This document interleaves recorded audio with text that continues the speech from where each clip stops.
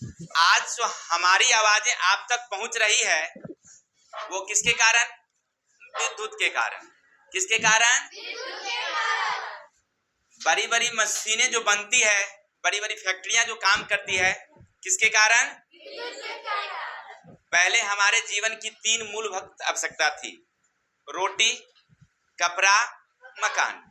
लेकिन अब के जीवन में विद्युत भी हो गई है। अगर 1 घंटे अगर बिजली नहीं रहे, हमारा पूरा जीवन अस्त व्यस्त हो जाता है ना। चाहे वो मोबाइल चार्ज करनी हो, लैपटॉप हो या अन्य क्रियाएं हैं, पंखा चलती है, लाइट जलती है, सब में किसकी जरूरत है? कभी आपने सोचा कि विद्युत बनी कैसे, किसने खोजा? चलिए इसी के बारे में आज थोड़ा सा चर्चा करते हैं। सुनिएगा, सबसे पहले विद्युत बनाने का काम लगभग 600 ईसा पूर्व। कितना? 600 ईसा पूर्व। एक हमारे वैज्ञानिक थे जिनका नाम था थेल्स। क्या नाम था? थेल्स। इन्होंने ही सबसे पहले विद्युत के बारे में बताया था। इलेक्ट्रिक नाम इन्होंने ही दिया था। क्या नाम दिया उन्होंने? इलेक्ट्रिक। उन्होंने क्या किया? उन्होंने सबसे पहले बताया कि कांच की जब कोई वस्तु हो, उस पर या तो हम लोग बिल्ली की खाल से या रेशम से जब घर्षण कर देते हैं तो उसमें एक आकर्षण आता है और छोटे छोटे चीजों को अपनी ओर आकर्षित करती है। बिजली है। ये क्या है? बिजली, करंट है। ये खोज सबसे पहले किसने किया? थेल्स। कब किया था? 600 ईसा पूर्व। लेकिन इन बातों पर किसी ने विशेष ध्यान नहीं दिया। फिर भी वो अपना प्रयोग करते रहे और उन्होंने इसका नाम रखा इलेक्ट्रिक। क्या नाम रखा?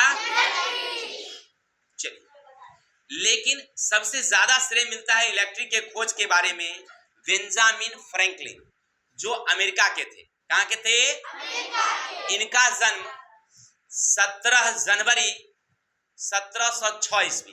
कब हुआ था? 17 जनवरी 1706 ईस्वी। अमेरिका में एक जगह है बोस्टन में हुआ था।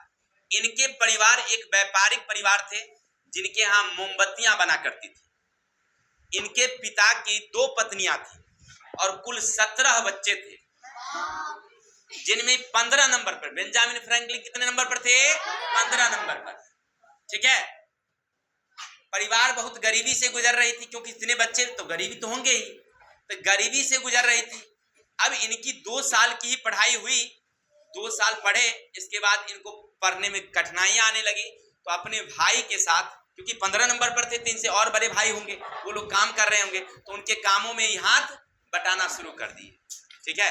लेकिन इनका दिमाग तो कुछ और ही था। ये सोच रहे थे नई नई बातों को। जब वो काम करके लौटते तो फिर घर पर पढ़ते रहते थे, घर पर सेल्फ में पढ़ते रहते, नई नई बात को सोचते रहते थे। अब क्या हुआ कि उस समय ना क्या होता था कि जो बिजली चमकती है, उल्का पिंड गिरता है, इस सबको अमेरिका में समझा जाता कि दैविक प्रकोप है, कि हमारी भगवान जो है ना, भगवान जो हम पर कुपित हो गया है, इसीलिए ऐसा होता है। और अक्सर वहां गिरजाघर पर ना बिजली गिर जाया करती थी। बिजली ऊपर ज्यादा, गिरजाघर ऊंचा होता था सबसे ज्यादा, इसीलिए उस पर गिर जाती थी। अब बेंजामिन फ्रैंकलिन सोचने लगे कि ऐसी बातें नहीं है, जो बिजली जो बादल में जो बनती है वो गिरती है, दैविक प्रकोप नहीं है, एक प्रकार का विज्ञान है, एक प्रकार का विज्ञान है। ठीक है। तो उन्होंने चर्च में जाकर कहा कि आप हमें एक प्रयोग करने दीजिए, चर्च के ऊपर चढ़ करके हम ये साबित कर देंगे कि ये दैविक प्रकोप नहीं, ये क्या है? बादल में बनने वाली बिजली है। चर्च के लोग उसको भगा दिए। भाई कैसा लड़का है, पगला, चर्च के ऊपर चढ़ेगा भगवान के ऊपर में ना, उनको भगा दिया। लेकिन इनका दिमाग तो चल रहा था, एकदम खुरपाती दिमाग। वो क्या किए, घर आ गए। घर आए और एक क्या किए उन्होंने, सिल्क का क्या बनाया उन्होंने, सिल्क का। और ये रेशम का उन्होंने पतंग बनाया, क्योंकि कागज का पतंग अगर होती तो बारिश में वो गल जाती, इसलिए उन्होंने किसका बनाया, रेशम का पतंग। ठीक है, बनाया और उनमें एक धागा जोड़ दिया, धागा जोड़ करके और बरसात के समय उन्होंने उसको उड़ाना शुरू कर दिया। ठीक ना, वर्षा जब होती है ना, तेज हवा, तेज बारिश, उसके समय वो उड़ाना शुरू करते हैं और उसमें पूरा धागा देते चले जाते हैं। समझ रहे हैं?